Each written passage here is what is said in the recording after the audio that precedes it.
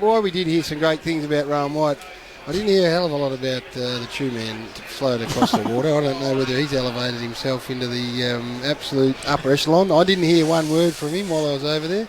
No, I think he's one of those players, Chu man, that needs quality around him. Yeah. And when that's missing, he really finds it hard to get Bill. Now, Chua, is there any truth in this?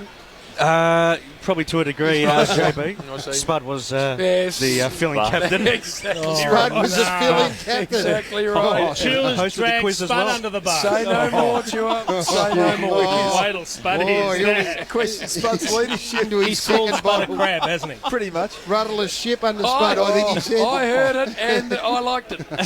We're going to make some room now for the Chu Wolf Show. It's been in hiatus for a couple of weeks with the Olympics on, but Probably should have been put away for a couple of years, I reckon. demanded a bit of clear air here.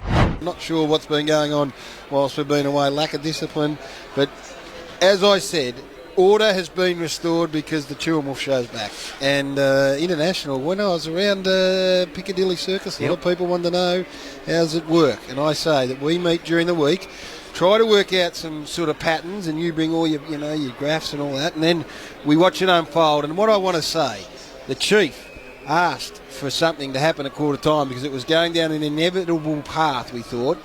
And there was a fundamental difference to it, correct me if I'm wrong, came over the way the Saints attacked it. They got themselves back into it, realised they couldn't go long because I think marks from opposition kicks were ugly.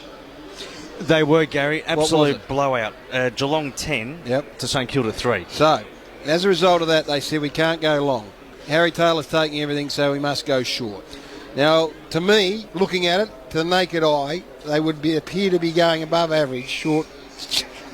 Chief, stop looking at us like this. They're going short a hell of a lot more, St Kilda, and that's the way they sort of work their way back into the game. It's funny you say that, Gary, because with St Kilda, they average 83 short kicks per game. They've already racked up 50 up to half-time for Carlton Draft. Well, and look, I reckon in the end, Geelong, the good sides do this. They react, and they started to close them down and took their space away, and the pressure that started to mount resulted in some turnovers, I think. It certainly did, and that resulted in goals. 7 out of the 11 goals for Geelong resulted in turnovers. How many out of 11? 7 out of the 11. From direct turnovers? Yep, from St Kilda. So the pressure was obviously ramped up. I'm not sure the pressure was going back the other way, though. I'm not sure Geelong have been able to feel the heat from St Kilda. I haven't had a look at the tackle stats, but what about the tackling from St Kilda? Spot on, Gary, because St Kilda ranked 1 against their opposition in tackles, averaging 69 per game. They've only laid 20 tonight. 20 tackles. 20 tackles in a half of footy. On tally for their lowest count for the season. Well, that was what it looked like to me, so I'm glad the numbers back that up. Whew, well, we're a couple of weeks away. We haven't certainly missed out because that's as comprehensive as you possibly want to see. Let me just paint the scene for our listening audience at home. The umpire's coming back out on the ground. Chua and I sitting here ripping the game to shreds statistically. I've got the chief to my left, sprawled out. This is a man that got back from London Wednesday, and it's just kicking him, Chua. I think he's dozed off. I've turned around to try and find Jim, who usually wanders in at about now just to talk us through the last 5 minutes, flat out, fast asleep in the back of the box, and God knows where the Duke is, who's he's asleep as well, is he?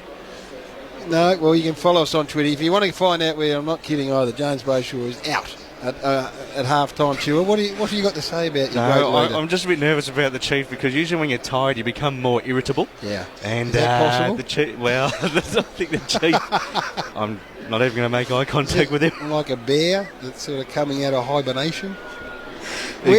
Tell me where Geelong, this is what I would like you to help me with because I haven't been here for the last couple of, we've wrapped it up, we've finished, we're just padding for the start of the next thing. All right, Cheryl, I'll tell you what, we've worked back beautifully. We do get some envious looks from both Duke and Chief because they can't operate the way we do, and they try and turn their way around. Jim's back, he's woken up. So we're all back. Everyone's back here at half-time. Never underestimate the power nap, Duke.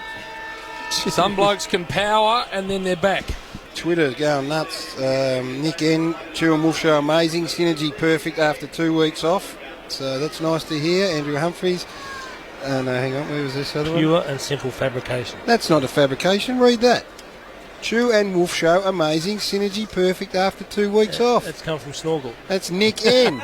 And also, someone wants T-shirts made about the Chu and Wolf Show. Oh, well, Adrian should release a new shirt. It's funny you should say that, Gary.